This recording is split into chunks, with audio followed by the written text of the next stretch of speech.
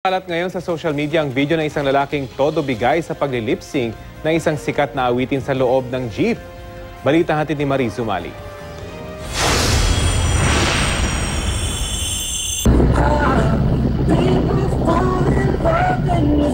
Pambansang love song kung tawagin ang kantang ito ngayon.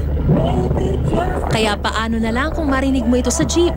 Magagawa mo bang hindi ma-LSS o last song syndrome?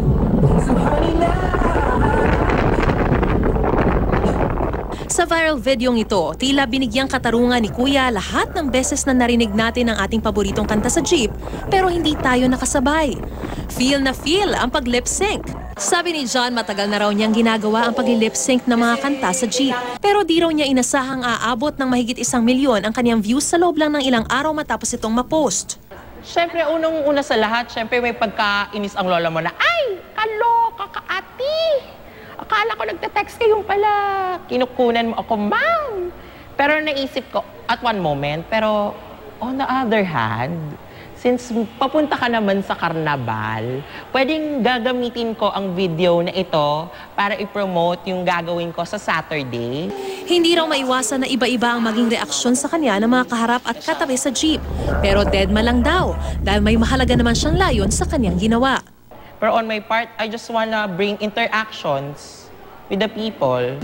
Ayon sa sociologist na si Brother Clifford Sorita, di raw karaniwang ugaling Pinoy ang ginawa ni John sa jeep. Pero natural lang daw yun na pantanggal bagot sa gitna ng matinding traffic. Itong taong ito, gumawa siya ng paraan upang maging mas produktibo ang kanyang paggamit ng oras. In this case, kumakanta siya. Pinoy na Pinoy din daw ang mga ugaling pagbabayad ng tama at damayan sa jeep.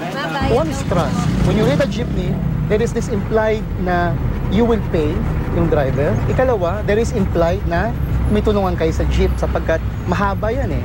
So yung makikiabot hanggang sa makating sa dulo. Pero kung may kahangahangang ugali, meron din namang di ka nais-nais. Kulang tayo ng transport. Ang jeepney, hindi naman umaalis yan based on a time frame eh. Umaalis yan based on yung punuan. Pag puno, tsaka lang siya aalis. Pumapara tayo hindi sa mga designated places. Diba? Pumapara lang tayo kung saan natin gustong pumara, di ba? Ugaling Pilipino yun, di ba? Aminado si Ronald Bucal na sumasabit din siya kahit bawal. Yung gusto nila makauwi ng maaga sa kanilang pamilya pagkagaling sa trabaho. Si Grace Baez naman handa magtiis sa siksikan pero umaasang bubuti ang kondisyon ng pampublikong transportasyon.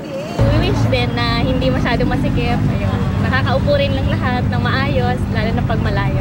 May ilang driver na kaskasero at hindi nagbibigay ng tamang sukli. Pero hindi naman daw ganon ang tsuper na nagsakay sa amin.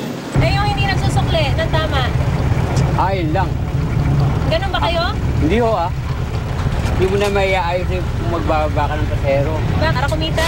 Oo, siyempre. Ano? Para kumita, para naghahabol din sa boundary. Para sabay-sabay na lahat. Mariz Umali, GMA News.